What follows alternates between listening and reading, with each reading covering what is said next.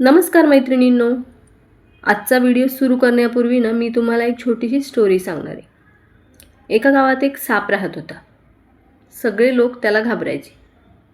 कोणी त्याच्या जवळ जायची हिंमतसुद्धा करत नव्हतं. मग एक दिवस त्या सापाची भेट एका साधूसोबत झाली. साधूने त्याला सांगितलं की लोकांना त्रास देऊ नकोस, कोणाला चावू नकोस. आणि त्या सापाने साधूचं ऐकलं. तो पूर्णपणे शांत झाला. त्याने लोकांना चावणं बंद केलं, काही त्रास द्यायचा बंद केला. असंच काही दिवस गेले आणि मग गावकऱ्यांना समजलं की हा साप आता काहीही करत नाही आहे. मग काय, लहान मुलं त्याला दगड मारायला लागले, कोणी शेपटी पकडू लागलं, कोणी काठीने मारायला लागलं आणि तो साप जखमी झाला, अर्धमेला झाला. मग काही महिन्यांनी तेच साधू पुन्हा तिथे दिसले. त्यांनी त्या सापाची अवस्था पाहिली आणि त्याला विचारलं, हे काय झालं? तो साप म्हणाला, गुरुजी, तुम्हीच तर सांगितलं होतं की कोणाला चावू नको.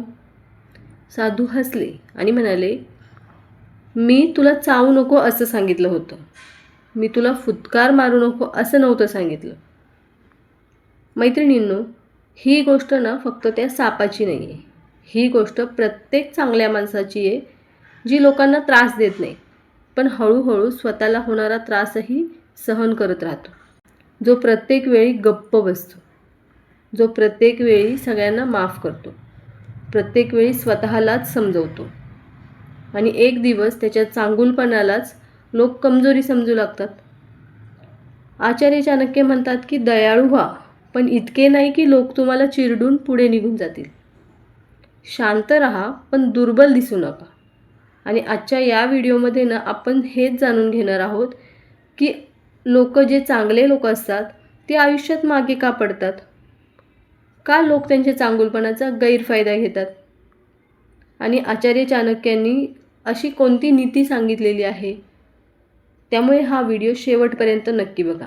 आणि जर का चॅनलवर पहिल्यांदा आला असाल तर चॅनलला सबस्क्राईब करून घ्या, कारण असेच तुमच्या लाईफमध्ये व्हॅल्यू ॲड करणारे व्हिडिओज या चॅनलवर तुम्हाला पाहायला मिळणार.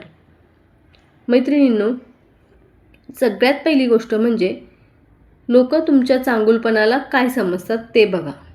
समजा तुम्ही जर का कोणाला पैसे उधार दिले तर तुम्ही त्याला गरज होती म्हणून मदत केलेली असते. मग अशी मदत तुम्ही त्याला एकदा केली, दोनदा केली, तीनदा केली.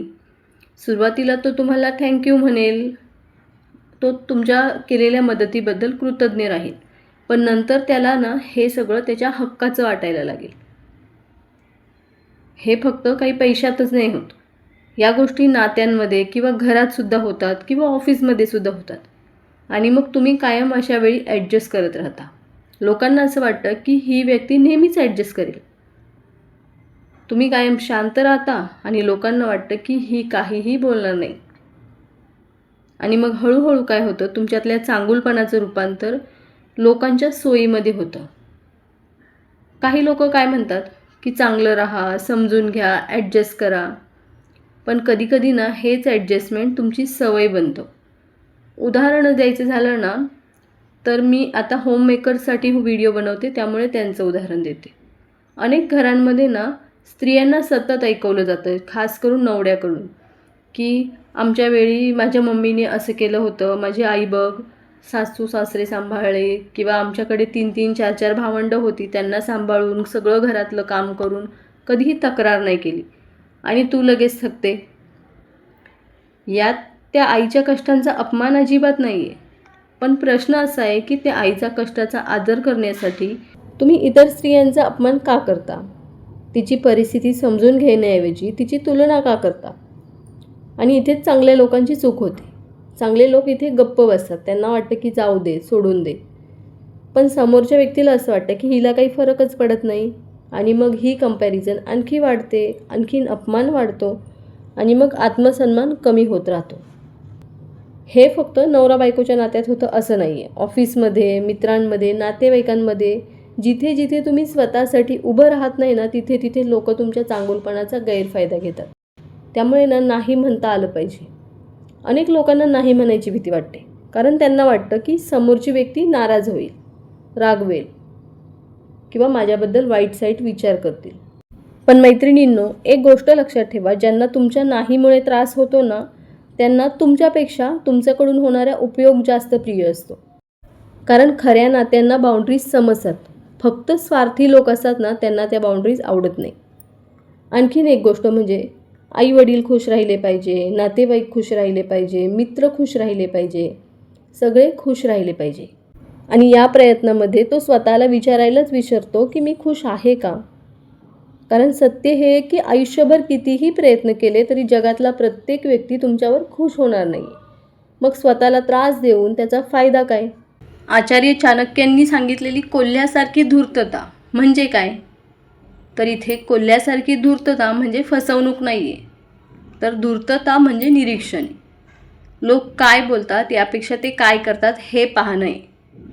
कारण काही लोक तोंडावर खूप गोड बोलतात की तू माझ्यासाठी खूप स्पेशल आहे, तुझ्याशिवाय काहीही चालत नाही, पण गरज संपली की ते लोक गायब होतात.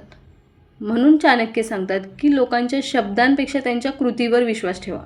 आजकाल लोक भावना आली की लगेच प्रतिक्रिया देतात. म्हणजे कोणी काही बोललं की लगेच भांडण करतात, लगेच त्यांना राग येतो, लगेच स्टेटस ठेवतात, लगेच पोस्ट करतात. पण शहाणा माणूस असतो ना, तो थांबतो, विचार करतो आणि मग बोलतो. कारण अनेक वेळा आपल्या आयुष्यातील मोठ्या समस्यासुद्धा चुकीच्या प्रतिक्रियेमुळे निर्माण होतात. अनेक चांगले लोक ना घाबरतात की मी जर का काही बोललो तर काय होईल, लोक काय म्हणतील, नातं तुटलं तर. आणि याच भीतीमुळे ना लोक त्यांच्यावरती चढतात. लक्षात ठेवा, आत्मसन्मानासाठी उभं राहणं म्हणजे उद्धटपणा नाही आहे. स्वतःची बाजू मांडणं म्हणजे अहंकार नाही आहे. माझ्या मते ना आचार्य चाणक्यांचा हा सर्वात मोठा धडा आहे की ते म्हणतात, तुम्ही साप असाल तर प्रत्येकाला चावू नका, पण तुमच्यात विष आहे हे नक्की दाखवा. किती सुंदर विचार आहे हा, किती सुंदर याचा अर्थ. सतत भांडायचं नाही, सतत रागवायचं नाही, पण लोकांना हे नक्की कळालं पाहिजे की तुम्ही तुमचा सन्मान विकत नाही आहे. तुम्ही शांत आहात, दयाळू आहात, पण मूर्ख नक्की नाही आहे. मैत्रिणींनो, चांगले राहा, पण इतकं चांगलं राहू नका की लोकांना तुमचा वापर करणं सोपं जाईल. लोकांना मदत करा, पण स्वतःला बुडवू नये. आणि हो, स्वतःची किंमत ओळखा, स्वतःचा आदर करा. आणि जर का गरज पडली तर जगाला दाखवा की तुमची शांतता ही तुमची कमजोरी नाही आहे, तर तुमचा संयम आहे.